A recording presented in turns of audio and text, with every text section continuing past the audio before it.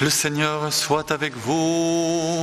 Et avec votre esprit. Évangile de Jésus-Christ selon saint Matthieu. Gloire à toi, Seigneur.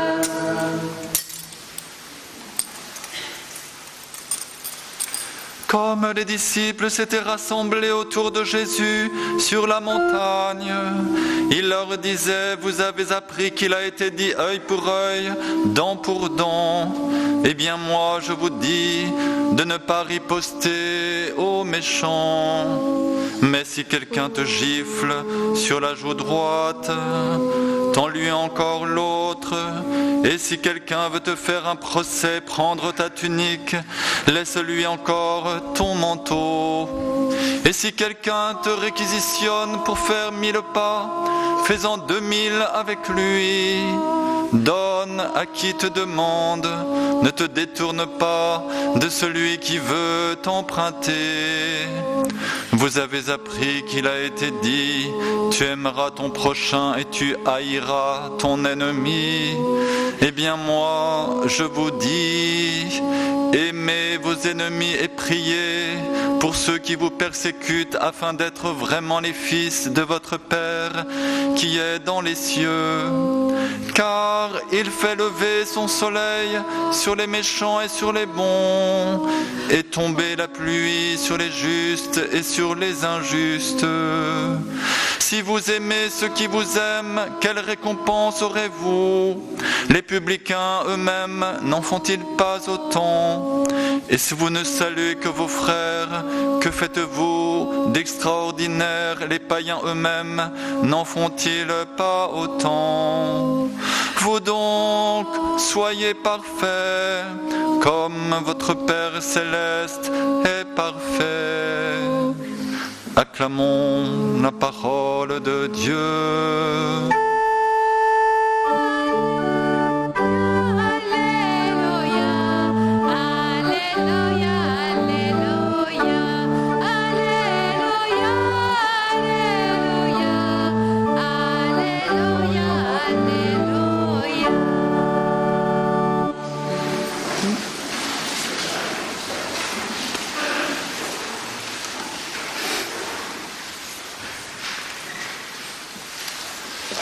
Pour commencer, j'aimerais faire un sondage pour savoir si nous sommes des bons chrétiens entre guillemets. Vous savez, si nous obéissons finalement au commandement. Alors, vous avez bien entendu qu'il nous est dit: soyez saints comme votre Père céleste est saint. Alors, qui d'entre nous a pris la décision d'être un saint? Je vois qu'il y a quand même quelques hésitations. Hein.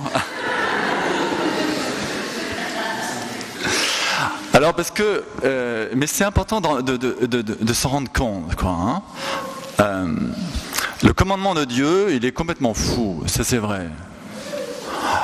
Soyez saints, d'accord? C'est un ordre, c'est un commandement. Soyez saints. Et puis le commandement qu'on entend aujourd'hui, j'allais dire c'est encore pire. Enfin, c'est un peu du même style. C'est, aimez vos ennemis. Vous avez vraiment décidé d'aimer votre ennemi ou pas? Un sondage. Qu'est-ce qui a décidé d'aimer son ennemi? Bon, je vois quand même qu'il y a quelques hésitations, parce que en fait, on va dire oui, mais enfin quand même, il faut tout un chemin, parce que j'en suis pas là. Et puis d'ailleurs, il faut me prendre comme je suis.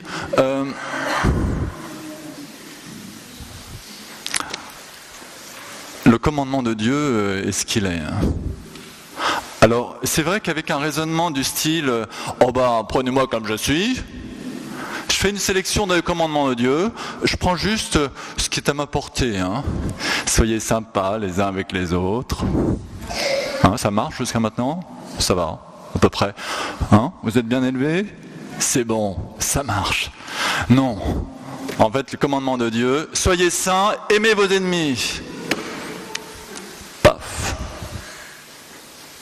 On accepte le commandement de Dieu ou pas? Ça, c'est la question aujourd'hui.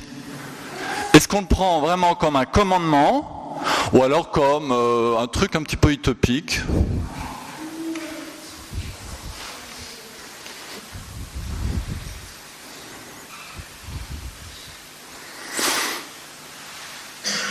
C'est ici que commence la vie chrétienne.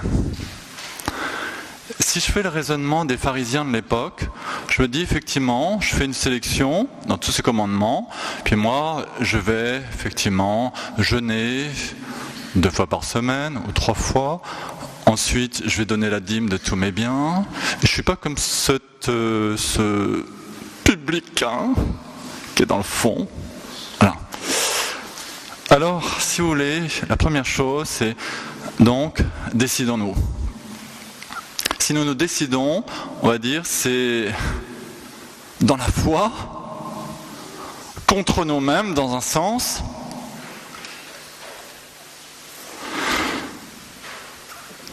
Et si nous nous décidons, il va falloir rejeter une certaine sagesse humaine.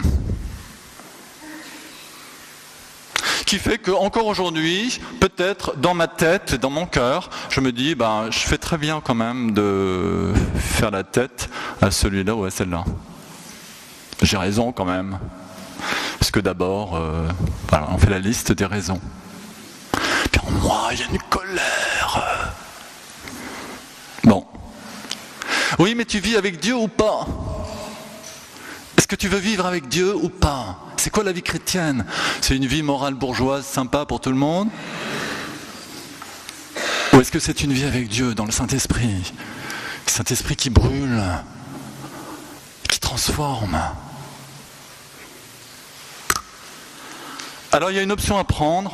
Moi j'aime bien raconter cette histoire, pardon pour ceux qui la connaissent, de ce juif polonais dans le ghetto de Varsovie, est descendu dans la rue par des nazis, et puis les nazis se rendent compte qu'il parle plusieurs langues, donc ils mettent à part, et il voit sa femme, ses 5 enfants fusillés devant lui. Et là, il prend une option. Il était avocat de métier, et en fait, il avait vu que la haine détruit beaucoup plus que n'importe quoi d'autre.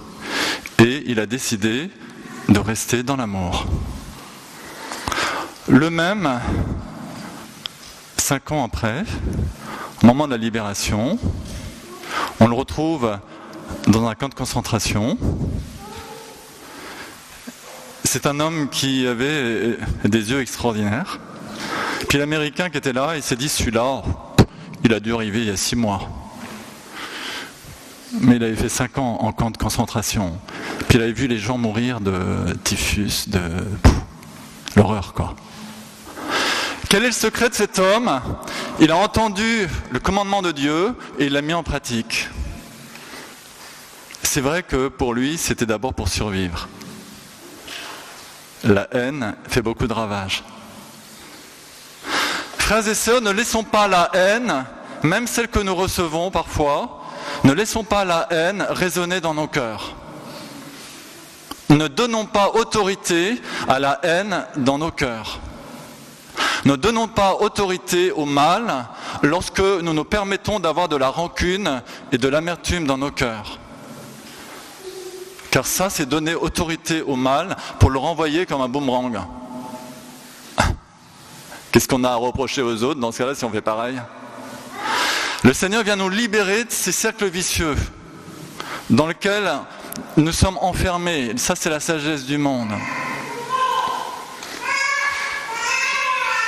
Comment on fait pour sortir de là ?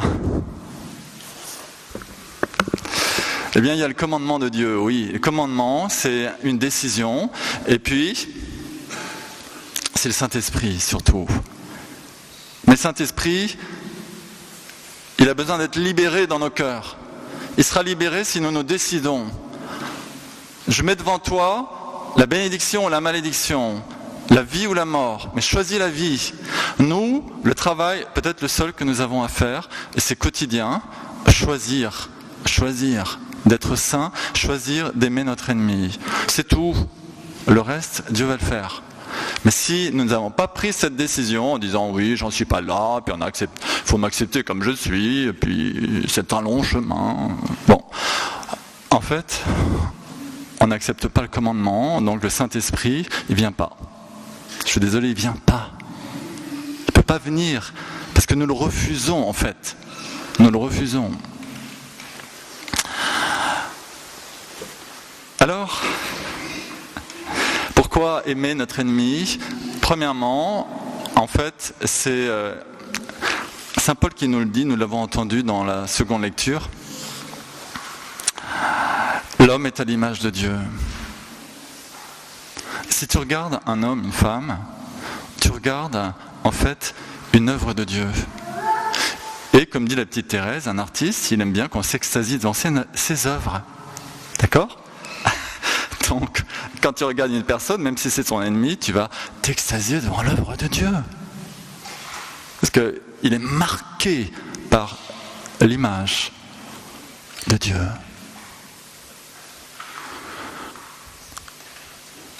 C'est reconnaître déjà que Dieu est créateur.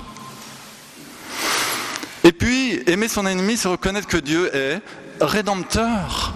Oui, Jésus, il n'est pas venu pour les bien portants, il est venu pour les pécheurs. Donc, pour mes ennemis, si j'en ai. Pour peu que l'ennemi, ça soit quelqu'un de très proche, mais qui m'a fait une crasse un jour, qui m'a envoyé des choses pas très drôles dans la figure, ou qui a une attitude épouvantable. Ça peut être quelqu'un de très proche, mon ennemi. Alors, la deuxième raison d'aimer mon ennemi, c'est que Jésus est rédempteur. Il est venu pour les pauvres, les pécheurs. Vous connaissez les apparitions de la Sainte Vierge à Fatima, où il y a ces visions du ciel, du purgatoire, de l'enfer. Et les trois enfants qui voient ça,